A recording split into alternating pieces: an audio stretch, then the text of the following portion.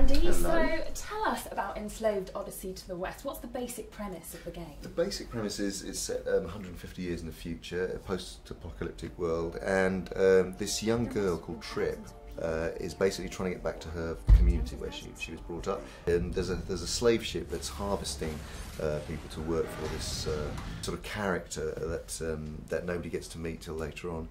And she basically, it's called Enslaved because she needs someone to help her get back to her community. And that person is a character called Monkey, who's a sort of a loner, a survivor, who very much keeps himself to himself and has no kind of social interaction skills. And she's actually a brilliant hacker and technologically very kind of advanced person. And she needs his brawn, basically, to get her home. So it's really about their growing relationship and how they come together. And actually, although it's an action adventure game, it's really about their relationship and kind of it's quite subtle and nuanced really what they go through together. Maybe bring out a bit more of a human social side to Monkey. Absolutely, yeah. Now, we all know you from your motion capture work from Lord of the Rings and King Kong, but how does the motion capture experience differ in games, if at all? It doesn't really. I mean, I think that's one of the points about it, is that gaming is obviously realising now that there is an avenue that it can walk down in terms of interactive storytelling, and I've begun to become very interested in it because I think it's a vitally important part of the next generation of storytelling, and I think it really deserves a lot of input and effort from screenwriters and actors and performers to get involved, so that it is bringing it closer to a pure storytelling experience. I know the next generation of kids, my kids, are hungry for that material. Up to this point, performance capture has been used traditionally in films, but not. I mean, motion capture has been used in games obviously for a long time, but more as a simulation tool.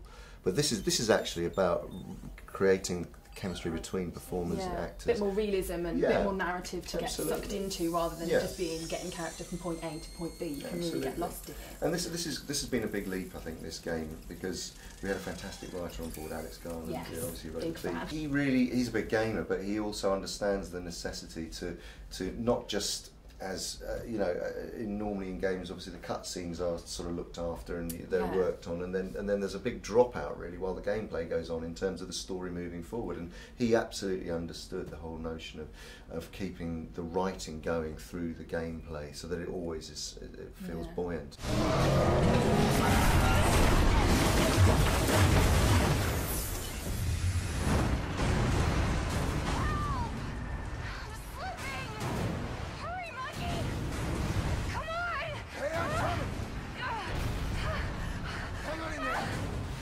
Enjoyed that element of it. I mean, I'm not the biggest gamer ever, but I really got sucked into it in their relationship and sort of following their journey through. But in terms of the motion capture and how you got involved in the game, how does it work? It's not just about recording motions, it's about an actor's performance, and that actor's performance obviously includes their voice. So it's not going into a booth and recording dialogue separately. It's in effect, performance capture is another way of filming a scene.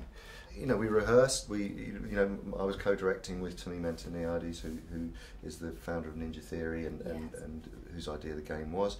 And over the course of a year, we developed the characters, and then we shot it in LA. And we rehearsed it very much like you would a film. And the principal photography was very much like a film shoot. And you shoot scene by scene, and it allows for a real interaction in that way.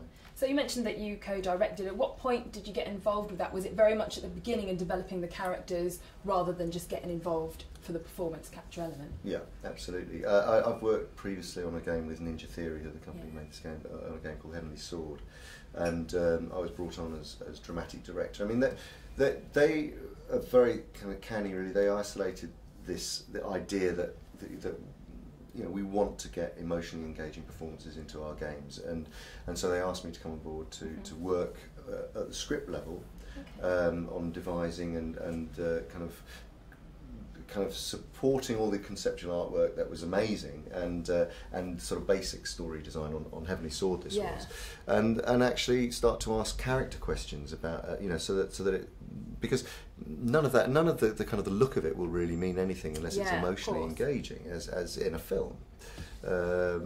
So my remit was very much to bridge that gap between the look and the feel and the game level design and the story and the characters within that story, and how they you know, how their journeys evolve throughout the course of the game.